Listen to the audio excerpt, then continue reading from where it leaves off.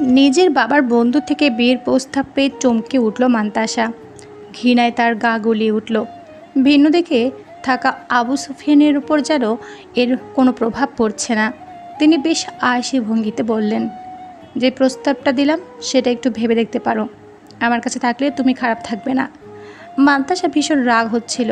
ইচ্ছা করছিল এই পাজি লোকটার মাথা মেরে ফাটিয়ে দিতে, কিন্তু পারল না, কারণ তার নিজের মা এই লোকটার প্রস্তাবে আহ্লাদে আটখানা হয়ে গেছে। অথচ সে চাইছে ব্যাপারটা কোনোভাবে পাশ কাটিয়ে যেতে। মান্তাসার মা মঞ্জু আরা বেগম আবু সুফিয়ানের দিকে চায়ের কাপ এগিয়ে দিয়ে বললেন, আপনার প্রস্তাবটা শুনে অনেক খুশি হলাম। মান্তাসার বাবার মৃত্যুর পর কি আকুল পাথারই না পড়েছি। আপনি না থাকলে আমরা দুই মা মেয়ে যে কোথায় ভেসে যেতাম। বুদ্ধিমতী মান্তাসা বুঝলো এখন ব্যাপারটা তাকে নিয়ন্ত্রণ করতেই হবে, নচেত তার মা বড্ড বাড়াবাড়ি করে ফেলবে। এমন ভাবনা থেকেই সে মঞ্জু আরা বেগমের কাছে গিয়ে বলল, মা এদিকে এসো, তোমার সাথে কিছু কথা আছে। তোর আবার কী কথা? দেখছিস না আমি তোর আঙ্কেল না মানে হবু বরের সাথে জরুরি কথা বলছি। আবু সুফিয়ান চায়ের কাপে চুমুক দিয়ে বললেন, যান শুনে আসুন, আপনার মেয়ে কী বলবে। মঞ্জু আরা বেগম মুচকি হেসে উঠে দাঁড়ালেন। মান্তাসা নিজের মাকে একটু দূরে টেনে নিয়ে এসে বলে, এ বিয়ে আমি করতে পারবো না মা। মঞ্জু আরা বেগম খানিক রাগে সুরে বললেন, কেন, কি সমস্যা তোর এ বিয়ে করতে? সুফিয়ান আঙ্কেল আব্বুর বন্ধু মা। তাতে কি? বন্ধু বলে তো আর লোকটা তোর বাবার বয়সী না, মাত্র 33 বছর বয়স। জানি না কিভাবে এই লোকের সাথে তোর বাবার বন্ধুত্ব হলো। এমন আভিজাত্যপূর্ণ বন্ধু পাওয়া তো চারটিখানি কথা নয়। দেখলি না তোর বাবার মৃত্যুর পর কিভাবে লোকটা আমাদের সব দায়িত্ব কাঁধে তুলে নিয়েছেন। উনি আমার থেকে অনেক বড় মা। এমন ভাব করছিস যেন তুই কচি খুকি। 19 বছর হলো তোর, এখন বলিস না যে বিয়ের বয়স হয়নি। মান্তাসা কিছুতেই তার মাকে বোঝাতে পারল না যে এই বিয়েতে তার মোটেও মত নেই। মঞ্জু আরা বেগম নিজের মতো অদ্ভুত যুক্তি দাঁড় করতে লাগলেন। মান্তাসা বুঝলেও তার মাকে বুঝে লাভ নেই। এমনিতেই মঞ্জু আরা বেগম বেশ লোভী স্বভাবের মহিলা। তার উপর আবু সুফিয়ান যেভাবে টাকা পয়সা ও দামি উপহার দিয়ে তার মন জয় করেছে, তাতে তিনি সম্পূর্ণরূপেই তার কৃতদাসীতে পরিণত হয়েছেন। এসব কিছু বজায় রাখতে মান্তাসাকে কোরবানি দিতে তিনি দুবার ভাববেন না। তাই মান্তাসাকে এখন নিজের পথ নিজেকেই বেছে নিতে হবে। মঞ্জু আরা বেগম মান্তাসাকে ফেলে রেখে আবু সুফিয়ানের কাছে গিয়ে দাঁড়ালেন। বেশ আলাপ জমালেন দুজনেই। মান্তাসার কাছে তো এই আবু সুফিয়ান লোকটাকে আগে থেকেই সুবিধা লাগতো না, এখন তো আরও বেশি অসুবিধা লাগছে। মান্তাসা কিছুক্ষণ বিরক্তি ভরে তাকিয়ে নিজের কক্ষে এসে দরজা বন্ধ করে দিল। মান্তাসা ঘরে বসে ভাবতে লাগলো, তার সাজানো গোছানো জীবনটা কি করে হঠাৎ এলোমেলো হয়ে গেল। বাবার অতি আদরের মেয়ে ছিল মান্তাসা। এক কথায় পাপা কি পারি। বাবা বেঁচে থাকতে ভীষণ আড়ম্বনার সাথে জীবন কাটিয়েছে। জীবনের দুঃখ কষ্টের কোনো ছিটেফোঁটা ছিল না, কিন্তু বাবার অকাল মৃত্যুতে তার জীবন যেন অমাবস্যায় নেমে এসেছে। মৃত্যুর পূর্বে মান্তাসার বাবা আরিফুল হক বিপুল দেনায় ডুবেছিলেন। তার মৃত্যুর পূর্বে তার গড়ে তোলা হক এন্টারপ্রাইজ দেউলিয়া হয়ে পড়ে। সেই শোকে হার্ট অ্যাটাকে মৃত্যু হয় আরিফুল হকের। এরপর মান্তাসা ও তার মায়ের পথে বসার জোগাড় হয়। কিন্তু এমন সময় আবু সুফিয়ান নামক লোকটা তাদের ঢাল হয়ে দাঁড়ায়। হক এন্টারপ্রাইজকে দেউলিয়া অবস্থা থেকে টেনে তোলেন। বর্তমানে তিনি এর হর্তাকর্তা। লোকমুখে গুঞ্জন তিনি এই কোম্পানির মালিকের নামও পাল্টে নিজের নাম রাখবেন। মান্তাসার ভীষণ রাগ হয় এসব শুনে, কারণ তার মনে হয় এই আবু সুফিয়ান লোকটা একদম সুবিধার নয়। না হলে কি এই লোকটার সাথে দেখা হওয়ার পরেই তাদের অধঃপতন শুরু হয়? এই তো 2 বছর আগেও হক এন্টারপ্রাইজ রাজত্ব করেছে পুরো ঢাকা শহরে। তাদের শেয়ারের ধারের কাছে কেউ ছিল না। অথচ এই আবু সুফিয়ান যখন থেকে তার বাবার বিজনেস পার্টনার হয়েছে, তখন থেকে কোম্পানির ডাউনফল শুরু। মাত্র 1 বছরে অর্ধেকের বেশি শেয়ার হাতছাড়া হয়, আর 2 বছরের মাথায় তো পুরোপুরি দেউলিয়া।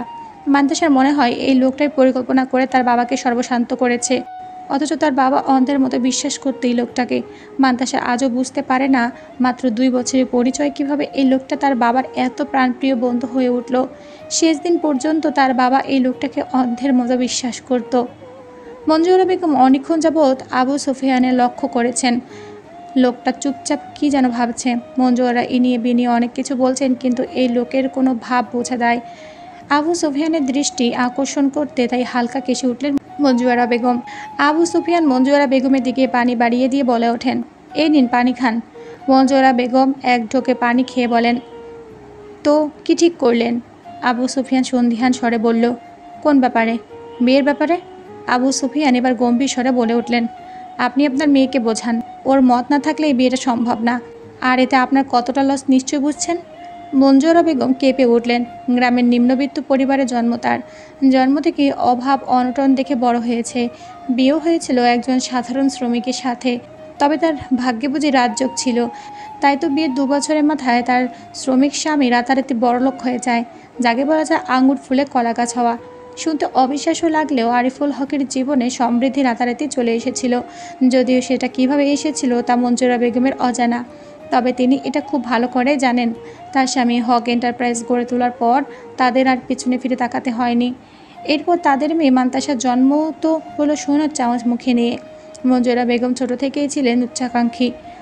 আর ভাগ্যের ফেরে বিয়ের পরপরই এমন উচ্চতায় পৌঁছেও গেলেন। সারাটা জীবন যেন বিলাসবহুল জীবনের স্বপ্ন দেখেছেন। বিয়ের পর তা পূর্ণ হলো।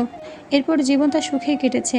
তবে স্বামীর মৃত্যুর পর আবার যেন তার জীবনে সিঁদুরে মেঘের আগমন ঘটেছে।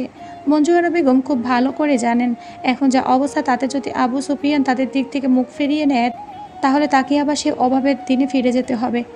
এখনও তার মনে পড়ে 5 ভাই বোনের সংসারে কতবেলা না খেয়ে থাকতে হয়েছিল। মঞ্জুরা বেগম কিছুতেই সেই দিনে ফিরে যেতে চান না। তার জন্য যদি নিজের মেয়েকে কোরবানিও দিতে হয় তাও তিনি দুবার ভাববেন না। সেখানে তো শুধু এই লোকের সাথে বিয়ে দিতে হবে, এটা কোনো বড় ব্যাপার না। কিন্তু সমস্যাটা হলো তার মেয়েকে নিয়ে। এই মান্তাসা যে তার বাধ্য মেয়ে এমনটা নয়। চূড়ান্ত পর্যায়ে জেদি একটা মেয়ে। বাপ তো আদর দিয়ে মাথায় তুলেছে। এখন পরিস্থিতির জন্য তাকে নমনীয় হতে হয়েছে। কিন্তু নিজের জীবনে এত বড় সিদ্ধান্ত যে মেয়েটা মুখ বুজে মেনে নেবে না, এটা মঞ্জুরা বেগমের বেশ ভালো করেই জানেন।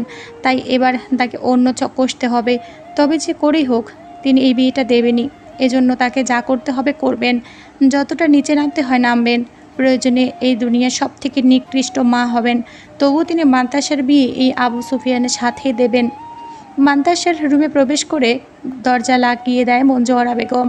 মান্তাসা বিছানায় বসেছিল। মায়ের এমন কাণ্ড দেখে শটান বিছানা থেকে উঠে বসে। খানিক রাগী সুরে বলে ওঠে, তুমি এখানে কী করছো মা? যদি ভাবো আমাকে ব্ল্যাকমেল করে বিয়েতে রাজি করাবে তো ভুল ভাবছো। আমি মরে যাব, তবে ওই লোকটাকে বিয়ে করব না। মঞ্জুরা বেগম মান্তাসার কাছে এসে তার চুলের মুঠি টেনে ধরে। মান্তাসা ব্যথায় আর্তনাদ করে বলে, মা লাগছে, ছাড়ো আমায়। কিন্তু মঞ্জুরা বেগম খেপে গিয়ে আরও জোরে চেপে ধরেন। হুমকি সুরে বলেন, শোন, তোর বাপ বেঁচে থাকতে অনেক রংঢং করেছিস, এখন তা চলবে না। বিয়ে করবি না মানে?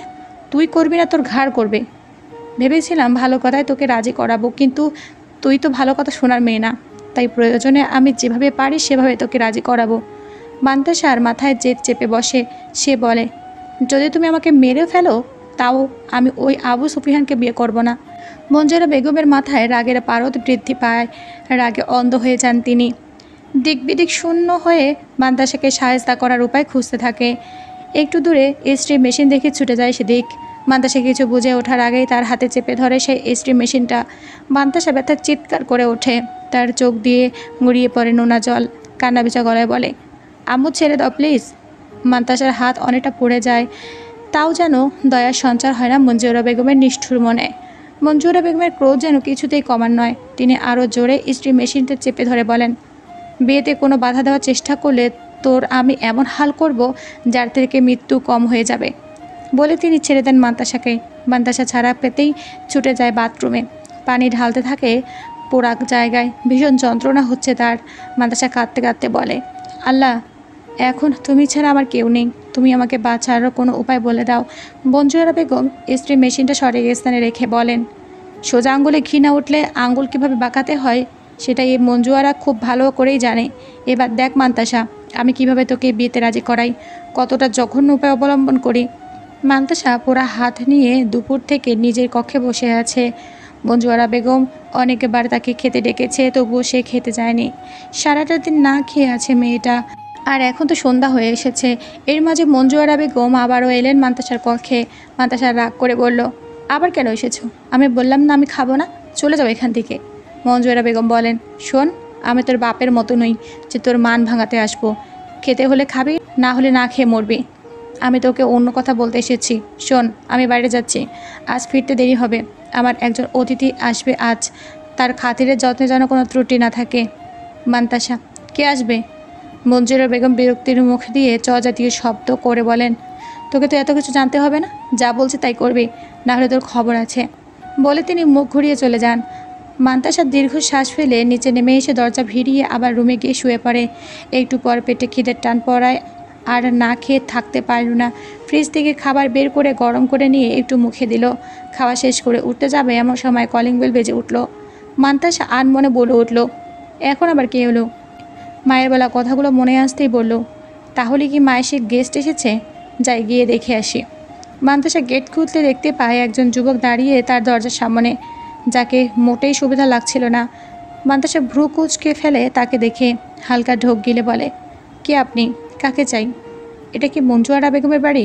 ওনার সাথে কিছু জরুরি প্রয়োজন ছিল। মান্তাসা যুবকটির চাহনি দেখেই বুঝলো সে সুবিধার না, তাই বলে উঠল, জি, কিন্তু উনি এখন বাসায় নেই, আপনি পরে আসিয়েন। বলি দরজা লাগাতে যাবে এমন সময় যুবকটি হাত দিয়ে দরজা আটকে দেয়, গায়ের জোরে বাড়ির ভেতর প্রবেশ করে। মান্তাসা বলে ওঠে, আপনার তো সাহস কম নয়, জোর করে ঢুকে পড়ছেন কেন? আমি কিন্তু সিকিউরিটিকে ডাকবো। যুবকটি অট্ট হেসে বলে, ডাকবি? ডাক। ভয়ে মান্তাসার গলা শুকিয়ে যায়, তবুও সে ডেকে ওঠে, সিকিউরিটি, সিকিউরিটি। কিন্তু কেউ সাড়া দেয় না। মান্তাসা বুঝতে পারে বড় কোনো ঘাপলা আছে। ফোনটাও ঘরে ফেলে রেখেছে, তাই সে জলদি টেলিফোনের কাছে যেতে চায় এমন সময় যুবকটি তার হাত টেনে ধরে। মান্তাসা অনুনয়ের সুরে বলে, দয়া করুন, আমার সাথে এমন করবেন না। যুবকটি যেন মান্তাসার এমন আকুতিতে মজা পাচ্ছিল, তাই তো অট্ট হাসিতে ফেটে পড়ে। মান্তাসার কান্নার বেগ দ্রুত হয়। যুবকটি তার স্পর্শকাত স্থানে হাত বোলাতে থাকে। মান্তাসার ভীষণ ঘৃণা হচ্ছিল তখন। যুবকটি নিজের শার্ট খুলতে থাকে। মান্তাসা ছটফট করতে থাকে। যুবকটি মান্তাসার মুখের সামনে একটু রুমাল ধরে। ধীরে ধীরে মান্তাসার চোখ বুজে আসে। জ্ঞান ফিরতে নিজেকে বিছানায় আবিষ্কার করে মান্তাসা। তার শরীরে পোশাকের কোনো চিটেপোটা নেই। নিচের দিকে তাকিয়ে শিউরে ওঠে মান্তাসা। সে বুঝতে পারে যা হবার হয়ে গেছে। বিছানায় চাদর দিয়ে নিজেকে আবৃত করে ফুপিয়ে কেঁদে ওঠে মেয়েটা। কিছুক্ষণ আগেও তার সাথে কি ঘটে গেছে সেটা কিছুতেই মনে পড়ছে না। জ্ঞান হারানোর পর আর কোনো কথাই তার মনে নেই। এর মধ্যে তার কক্ষে ছুটে আসে কয়েকজন পাড়া প্রতিবেশী। মান্তাসা অবাক হয়ে তাদের দিকে তাকায়। সবাই তার দিকে কেমন জানি নজরে তাকিয়েছিল। মান্তাসা বুঝতে পারছিল না সবার এহেন দৃষ্টির কারণ। হঠাৎ করে পাশের বাসার মনিউর ইসলাম বলে উঠলেন, তোমাকে তো আমরা ভালো মেয়ে বলে জানতাম, এখন একই রূপ দেখছি। মান্তাসা হতবিহ্বল দৃষ্টিতে তাকায়। কিছুক্ষণ পরে সাবিহা নামক নতুন আরেকজন বলে, বাপ তো দেউলিয়া হয়ে মরেছে, তাই এখন খরচ চালানোর জন্য নিজেকে বেচে দিয়েছে এই মেয়ে। সবগুলো কথা মান্তাসার বুকের তীরের মতো বাজছিল। মান্তাসা আর সইতে না পেরে বলে ওঠে, এসব কি জঘন্য কথা বলছেন আপনারা? আল্লাহর দোয়াই লাগে চুপ করেন। তুমি করলে দোষ নেই আর আপনারা বললে দোষ। কি করেছি আমি? নিজের দিকে তাকাও, তাহলে বুঝতে পারবে। মান্তাসা ভীষণভাবে গুটিয়ে পড়ল। ব্যাপারটা বুঝতে আর বাকি রইল না। তাহলে সবাই সন্দেহ করছে যে সে নিজের ইচ্ছায় এসব কথা মনে আসতে চোখ বন্ধ করে নিল মান্তাসা। এদিন আসার আগে তার মৃত্যু হলো না কেন? এর মধ্যে মঞ্জু আরা বেগম কোথা থেকে ছুটে এসে যেন জড়িয়ে ধরলেন নিজের মেয়েকে। সকলের উদ্দেশ্যে বললেন, আপনারা যা ভাবছেন সেটা একদমই ভুল। আমার মেয়ে কোনো খারাপ কাজ করেনি। একবার ভালো করে নিজের মেয়ের দিকে তাকান, তারপর কথা বলতে আসিয়েন। মঞ্জুরা বেগম ও মান্তাসার দিকে তাকিয়ে আটকে ওঠেন। মান্তাসা অসহায় চোখে তাকিয়ে আছে মঞ্জু আরা বেগমের দিকে। মঞ্জু আরা বেগম মান্তাসাকে ভরসা দিয়ে বলেন, তুই একদম চিন্তা করবি না, তোর আম্মা আছে তোর পাশে। আমি জানি তুই এমন কিছু করতে পারিস না। এদিকে এলাকার লোক মান্তাসার দিকে কাদা ছুটতে ব্যস্ত। একজন বলে ওঠে, আমার মনে হয় মামের দুজনই ব্যবসার সাথে জড়িত, এদের এখানে আর রাখা যাবে না। আর একজন সমর্থন জানিয়ে বলে, ঠিক বলেছেন, এটা ভদ্রলোকের এলাকা, এখানে এসব নোংরামি চলবে না। সবাই যে যার মতো তর্ক বিতর্ক করতে ব্যস্ত। এর মধ্যে কয়েকটা যুবক এগিয়ে আসলো মান্তাসার দিকে। উদ্দেশ্য মান্তাসাকে টেনে ছেঁচড়ে বের করবে। মঞ্জু আরা বেগম তাদের আটকে বলে, আমার মেয়ের বরণে কিছু নেই, ও কোনো রকমে একটা চাদর জড়িয়ে আছে, ওর কাছে এসো না তোমরা। একটা যুবক বিদঘুটে হাসি দিয়ে বলে, মার আবার সম্মান আছে নাকি? থাকলে দেহ বেঁচে খেত না। মান্তাসা নিজের নামে এইসব জঘন্য কথা আর সইতে পারছিল না। কান চেপে কাঁদতে লাগলো। যুবকরা আরও এগোতে যাবে তার আগেই সেখানে চলে আসলো আবু সুফিয়ান। সে এসে হুঙ্কার দিয়ে বলল, কেউ আর এক পা সামনে আগালে তার পা আমি কেটে ফেলবো। যুবকদের পা থেমে গেল। মান্তাসা অশ্রুসিক্ত নয়নে তাকালো। আবু সুফিয়ান এগিয়ে এসে মান্তাসার দিকে একবার তাকিয়ে চোখ ফিরিয়ে নিল।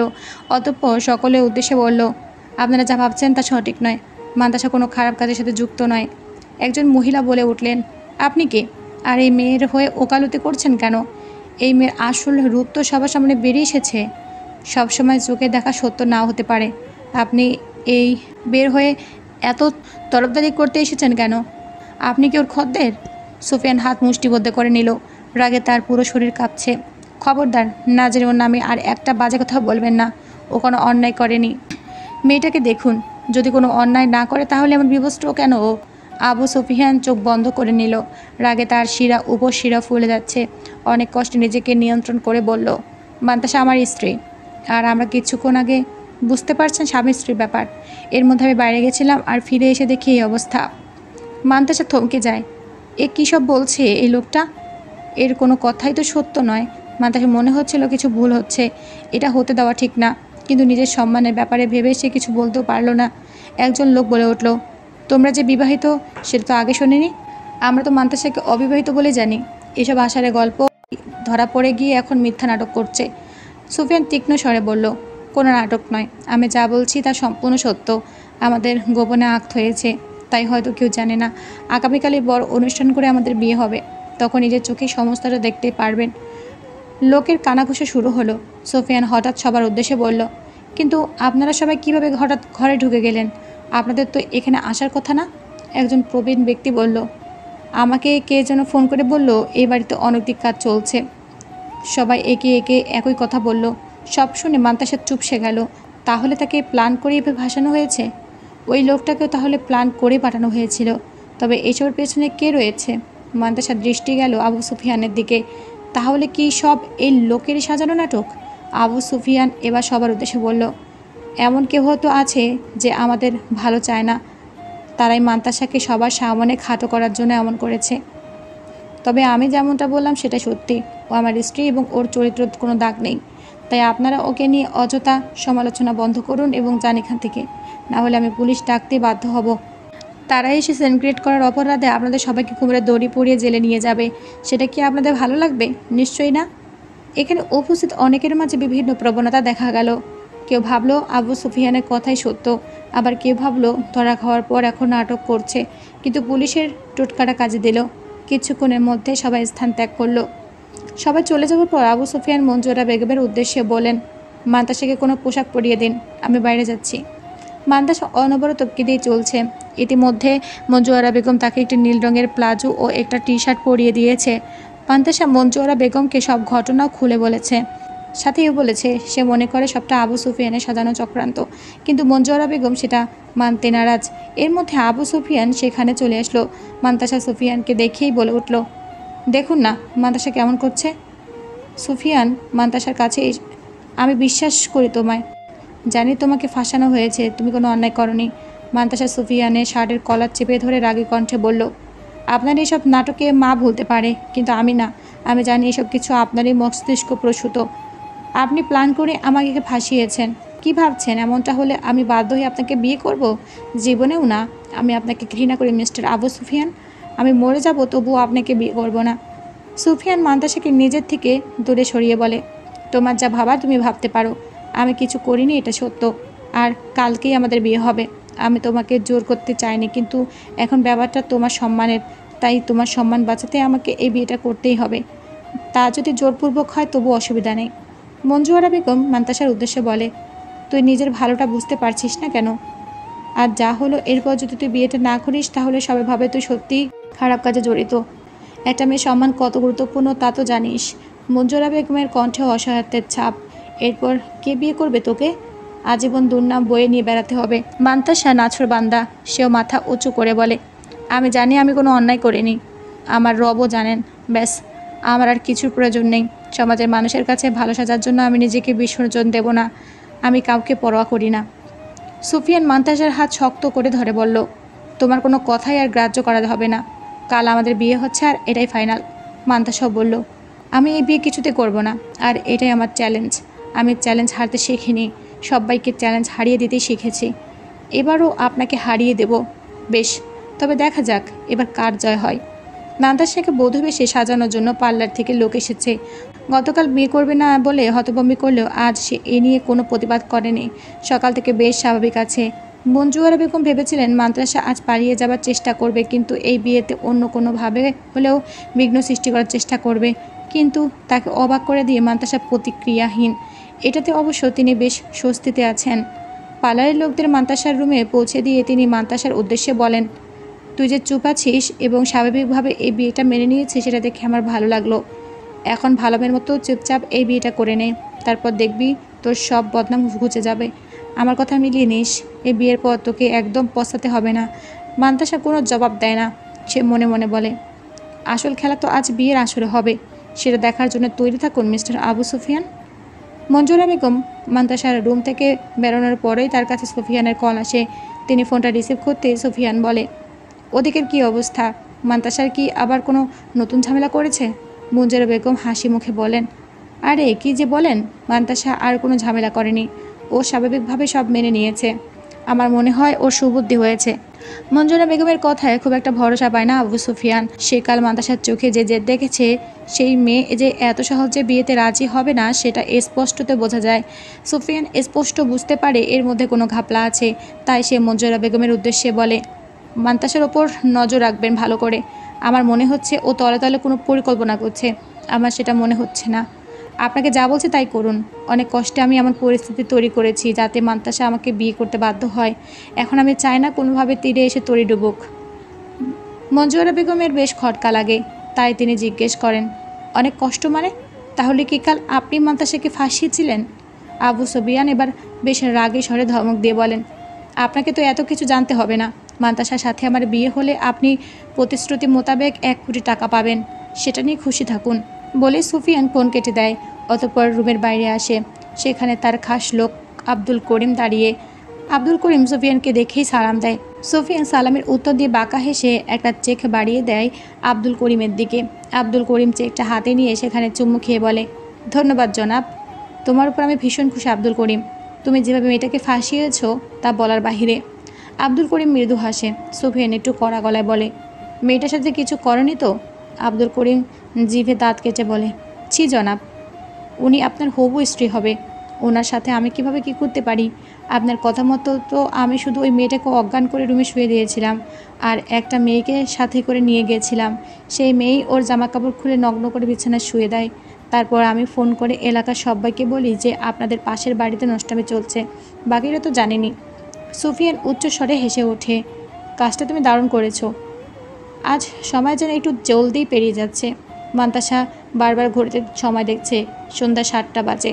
7:30 নাগাদ সুফিয়ান চলে আসবে। তার পূর্বেই মান্তাসাকে যা করা করতে হবে। মান্তাসা আবারও নিজের ফোন বের করে, কাঙ্ক্ষিত নম্বরটি ডায়াল করে সেখানে ফোন করে। কিছুক্ষণ রিং হওয়ার পর ফোনটা রিসিভ হয়। মান্তাসা অসহায় কণ্ঠে বলে ওঠে, রেখা, কোথায় তুই? আমি আর কতক্ষণ এভাবে অপেক্ষা করব? রেখা বলে, আমি একটা কাজে আটকে পড়ে গেছি, তাই আমার ভাইয়াকে পাঠিয়েছি তোকে আনার জন্য। তুই আমার ভাইয়ের সাথে চলে আয় প্লিজ। ভাইয়া একটু পরে পৌঁছে যাবে। তোর ভাইয়া মানে রাসেল ভাই? কত দূরে উনি? ভাইয়া তো বললো উনি প্রায় পৌঁছে গেছেন, তুই একটু অপেক্ষা কর। আচ্ছা। বলি মান্তাসা ফোন রেখে দেয়। রেখা মান্তাসার একজন বিশ্বস্ত বন্ধু। এই বিপদের দিনে তাই তাকেই স্মরণ করেছে মান্তাসা। রেখার সাথে কথা বলার পর আবার ও নিজের ব্যাগে সব কিছু ভালোভাবে চেক করে নেয় মান্তাসা। হ্যাঁ, পাসপোর্ট, ভিসা সব কিছু ঠিক হয়ে আছে। গত বছর মান্তাসার ইচ্ছে ছিল উইন্টার হলিডেতে বিদেশে ঘুরতে যাবে, কিন্তু তার বাবা সেই সময় ব্যস্ত থাকায় আর কোথাও যাওয়া হয়ে ওঠেনি। কিন্তু মান্তাসার বাবা তাকে কথা দিয়েছিল সামার হলিডে থেকে তাকে দুবাইয়ের ঘুরতে নিয়ে যাবে। সেই জন্য পাসপোর্ট, ভিসা সব করে রাখাও ছিল। দুবাইয়ে মান্তাসার ফুফু সব পরিবারে থাকে। মান্তাসা গতকাল রাতে ফুপুর সাথে কথা বলে রেখেছে। বাবার মৃত্যুর পর এখন ফুপুই তার একমাত্র ভরসা। তাই মান্তাসা ঠিক করেছে আজকে সে পালিয়ে নিজের ফুপুর কাছে দুবাইয়ে চলে যাবে। এজন্য নিজের বান্ধবী রেখার সাথে যোগাযোগ করেছে। রেখা তাকে সাহায্য করার জন্য আশ্বাস দিয়েছে। বিমানের টিকিটের বন্দোবস্ত সে করে দিয়েছে। এসব ভেবে দীর্ঘশ্বাস ফেলে মান্তাসা। একটু পরে তার ফোন বেজে ওঠে। রেখার কল। মান্তাসা ফোন রিসিভ করতে রেখা বলে ওঠে, ভাইয়া পৌঁছে গেছে, তুই জলদি নিচে নেমে যা। মান্তাসা ফোন রেখে পরনের শাড়ি খুলে দ্রুত একটা বোরকা পরে নেয় নিজেকে আড়াল করার জন্য। অতঃপর ধীর পায়ে হেঁটে বাইরে আসার চেষ্টা করে। মাঝপথে হঠাৎ করে কেউ তার হাত ধরে টান দেয়। মান্তাসা তাল সামলাতে না পেরে পড়ে যেতে নিলে মঞ্জুয়ারা বেগম তাকে ধরে ফেলে এবং বলে, কি ভেবেছিস এত সহজে আমার চোখকে ফাঁকি দিয়ে পালিয়ে যাবি? মান্তাসা মঞ্জুয়ারা বেগমকে দেখে হতাশার শ্বাস ফেলে। তাহলে কি তীরে সে তরি ডুবলো বলে? আবু সুফিয়ান একদম রাজকীয় বেশে বরের সাথে সেজে উঠেছে। দারুণ কারুকাজ করা সাদা পাঞ্জাবি, তার ওপর শেরওয়ানিতে দারুণ লাগছে তাকে। আর যেন তার বয়স অনেকটাই কমে গেছে। কেউ দেখে বলবেই না তার বয়স 33। এক দেখায় কেউ 25 বছরের যুবক ভেবে ভুল করবে। আবু সুফিয়ান আয়নার সামনে দাঁড়িয়ে নিজের প্রতিচ্ছবির দিকে তাকিয়ে মৃদু হেসে বলে, আমার জন্য অপেক্ষা করো মান্তাসা, আর মাত্র কিছু সময়ের অপেক্ষা, তারপর আমি তোমাকে একদম নিজের করে নেব। তুমি না চাইলেও আমার কাছে তোমাকে ধরা দিতেই হবে। বলেই নিজের গায়ে সুগন্ধি মেখে নেয় আবু সুফিয়ান। তারপর গুনগুন করে গান গাইতে শুরু করে। তার নিকট আত্মীয় বলতে তেমন কাছের কেউ নেই। সুফিয়ানের সব থেকে কাছের বলতে তার সেক্রেটারি রাশেদ। সেই রাশেদকেই সব দিক থেকে তদারকির দায়িত্ব দিয়ে রেখেছে। বিজনেস করার সুবাদে বেশ ভালোই পরিচিতি তৈরি হয়েছে। সেই পরিচয়কে কাজে লাগিয়ে অনেকের সাথে সখ্যতা করে উঠেছে। সেই সব ব্যক্তিদের নিজের বিয়েতে নিমন্ত্রণও করেছে। এখন তাদের আপ্যায়নের ভার পুরো রাশেদের কাঁধে। রাশেদ এসে উপস্থিত হয় সুফিয়ানের কক্ষের সামনে। সুফিয়ান তাকে দেখে বলে, সব কাজ কমপ্লিট? জি স্যার। আপনার গাড়িও চলে এসেছে, চলুন এখন। যাচ্ছে। বলে আবু সুফিয়ান একটা হাসি দেয়। এবার তার গন্তব্য মান্তাসাদের বাড়ি। সেখানে যাওয়ার পরেই মান্তাসাকে একদম নিজের করে নেবে।